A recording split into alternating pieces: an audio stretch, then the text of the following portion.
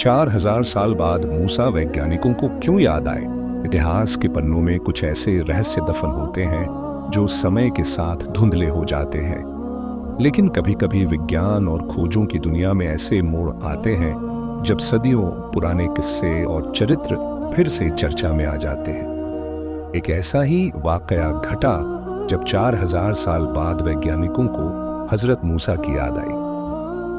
4000 साल पुरानी भविष्यवाणी मूसा, जिन्हें इस्लामी मान्यताओं में एक महान पैगंबर और यहूदी धर्म में एक मसीहा के रूप में माना जाता है, ने हजारों साल पहले मिस्र में एक क्रांतिकारी बदलाव लाने का कार्य किया था। वे फिरौन के दरबार में पले बढ़े थे, लेकिन अल्लाह के आदेश से उन्होंने अपनी एक कौम बनी इस्राएल को दास्ता से मुक्त कराया और उन्हें एक नए मार्ग पर ले गए। उनकी सबसे प्रसिद्ध घटनाओं में से एक थी समुद्र का 2 भागों में विभाजित होना, रेड सी पार्टिंग। यह घटना हजारों वर्षों से धार्मिक ग्रंथों में दर्ज है और हमेशा से एक चमत्कार के रूप में देखी जाती रही है। लेकिन 4000 साल बाद वैज्ञानिकों ने इस पर शोध करना शुरू किया और चौंकाने वाले निष्कर्ष निकाले। वर्ष 2025 में समुद्री वैज्ञानिकों और पुरातत्वविदों ने लाल सागर, रेड सी के आय के कुछ हिस्सों में एक अद्भुत खोज की। समुद्र की गहराइयों में कुछ ऐसे अवशेष मिले जो मिस्र के फिरौन की सेना से संबंधित हो सकते थे। खोजकर्ताओं को पुराने रथों के पहिए, अस्त्र शस्त्र और मानव कंकाल मिले जो हजारों साल पुराने थे। डीएनए परीक्षण और कार्बन डेटिंग से यह पुष्टि हुई कि ये अवशेष 3500 से 4000 साल पुराने हैं, यानी वे उसी समय के हैं जब हजरत मूसा और फिरौन की कहानी कही जाती है। इस खोज ने वैज्ञानिकों को मजबूर कर दिया कि वे इस ऐतिहासिक घटना पर पुनर्विचार करें। क्या यह सच में मूसा का चमत्कार था? यह सवाल हमेशा से उठता रहा है कि क्या मूसा ने सच में समुद्र को 2 भागों में विभाजित किया था या यह केवल एक मिथक था। वैज्ञानिकों ने इस घटना की संभावनाओं को परखने के लिए विभिन्न सिद्धांत प्रस्तुत किए।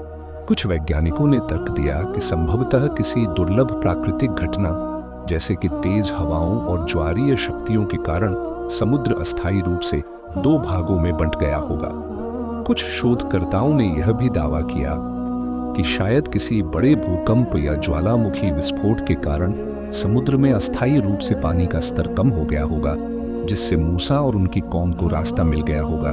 कुछ वैज्ञानिकों ने पृथ्वी के चुंबकीय क्षेत्र में बदलाव को इसकी वजह बताया, जिससे समुद्र का जल स्तर अस्थायी रूप से घटा होगा। हालांकि ये सभी सिद्धांत केवल अनुमान थे और इनमें से कोई भी पूर्ण रूप से साबित नहीं कर पाया कि यह घटना कैसे घटी। फिरौन की मम्मी और मूसा की कहानी, एक और महत्वपूर्ण खोज ने इस पूरी घटना को और भी रोचक बना दिया। मिस्र की एक पुरानी मम्मी, जिसे रामसेस द्वितीय के रूप में जाना जाता है, का अध्ययन किया गया।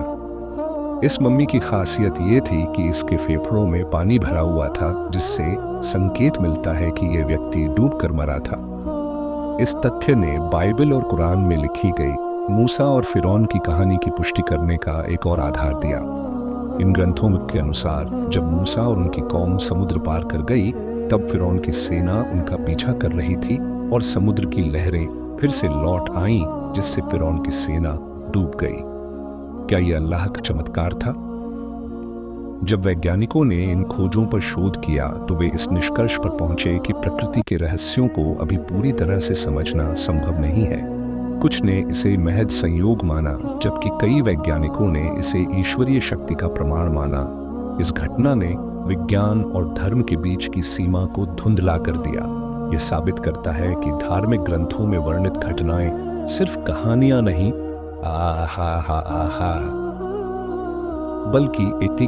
बल्कि इतिहास में घटित वास्तविक घटनाएं हो सकती हैं। इस खोज ने एक और महत्वपूर्ण संदेश दिया।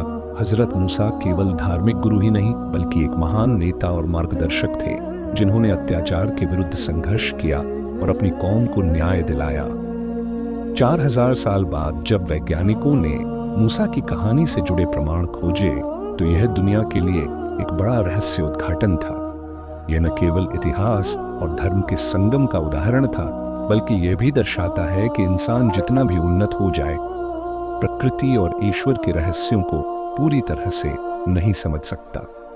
आज भी यह बहस जारी है कि मूसा का चमत्कार एक ऐतिहासिक घटना थी या एक दैवीय शक्ति का प्रमाण। लेकिन जो बात निश्चित है वह यह कि मूसा का जीवन और उनकी शिक्षाएं सदा के लिए मानवता के लिए प्रेरणा बनी रहेंगी।